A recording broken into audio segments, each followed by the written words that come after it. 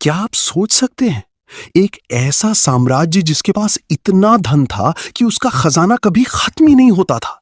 एक ऐसी सेना जिसे देखकर दुश्मन युद्ध करने से पहले ही डर जाएं। लेकिन उसी साम्राज्य का अंत हुआ एक अपमान की वजह से। ये कहानी है नंद वंश की। एक साधारण व्यक्ति से सम्राट तक। प्राचीन भारत, जब छोटे छोटे राज्यों में सत्ता बटी हुई थी। इसी समय मगध से एक नाम उभरता है, महापद्मनंद। कहा जाता है कि वो किसी राजवंश में पैदा नहीं हुआ था, फिर भी उसने अपनी ताकत, बुद्धिमत्ता और महत्वाकांक्षा के दम पर सत्ता हासिल कर ली। उसने शिशुनाग वंश को हराकर खुद को एक छत्र सम्राट घोषित कर दिया। ये सिर्फ एक जीत नहीं थी, ये एक नए युग की शुरुआत थी। जब पूरा उत्तर भारत झुक गया, महापद्मनंद यहीं नहीं रुका। उसने काशी, कोसल, अवंती जैसे शक्तिशाली राज्यों को हराना शुरू किया। एक एक करके सारे राज्य उसके अधीन आते गए। इतिहास में उसे सर्वक्षत्रांतक कहा गया, यानी ऐसा शासक जिसने कई राजवंशों का अंत कर दिया। अब मगध सिर्फ एक राज्य नहीं था, यह बन चुका था एक विशाल साम्राज्य। ये एक नए युग की शुरुआत। अपार धन, लेकिन भारी कीमत। नंद वंश की सबसे बड़ी ताकत थी उसका खजाना। सोना, चांदी, रत्न, इतना धन की गिनना मुश्किल हो जाए। लेकिन यह धन आया कैसे? भारी कर, कठोर नियम और प्रजा पर बढ़ता दबाव। जनता के लिए यह साम्राज्य शक्ति का प्रतीक नहीं, बल्कि डर का कारण बन चुका था। धनानंद, शक्ति और घमंड। समय बदला और गद्दी पर बैठा धनानंद।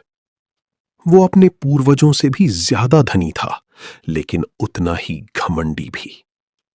उसे अपने खजाने और सेना पर इतना घमंड था कि वो किसी की सलाह सुनना ही नहीं चाहता था। और यही घमंड उसके पतन की शुरुआत बनने वाला था। एक अपमान जिसने इतिहास बदल दिया। एक दिन एक महान विद्वान उसके दरबार में आई, चाणक्य। उन्हें राजा को समझाने की कोशिश की कि एक सच्चे शासक का कर्तव्य क्या होता है। लेकिन धनानंद ने उनकी बात सुनने के बजाय उनका अपमान कर दिया और उन्हें दरबार से बाहर निकलवा दिया। यहीं से कहानी ने करवट ली। बदले की योजना। अपमानित चाणक्य ने कसम खाई, मैं इस नंद वंश को जड़ से खत्म कर दूंगा। लेकिन अकेले यह संभव नहीं था। उन्हें चाहिए था एक ऐसा व्यक्ति जो न सिर्फ बहादुर हो, बल्कि बुद्धिमान भी हो। और तभी उन्हें मिला एक युवा लड़का, चंद्रगुप्त। एक योद्धा की तैयारी। चाणक्य ने चंद्रगुप्त को प्रशिक्षित करना शुरू किया। उसे सिखाया गया युद्ध कला, राजनीति, रणनीति।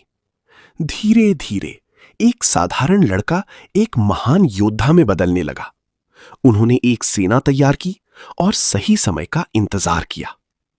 निर्णायक युद्ध, वो समय आ चुका था। चंद्रगुप्त और उसकी सेना ने मगध पर आक्रमण कर दिया। भीषण युद्ध हुआ, तलवारें टकराईं, हाथी गरजे और धरती कांप उठी। आखिरकार धनानंद हार गया। एक युग का अंत, नए युग की शुरुआत। नंद वंश का अंत हो गया और यहीं से शुरू हुआ मौर्य साम्राज्य। एक ऐसा साम्राज्य जो आगे चलकर भारत के इतिहास में स्वर्ण युग लेकर आया। ये कहानी हमें सिखाती है, धन और शक्ति कितनी भी बड़ी क्यों ना हो, अगर उनमें अहंकार जुड़ जाए तो पतन निश्चित है।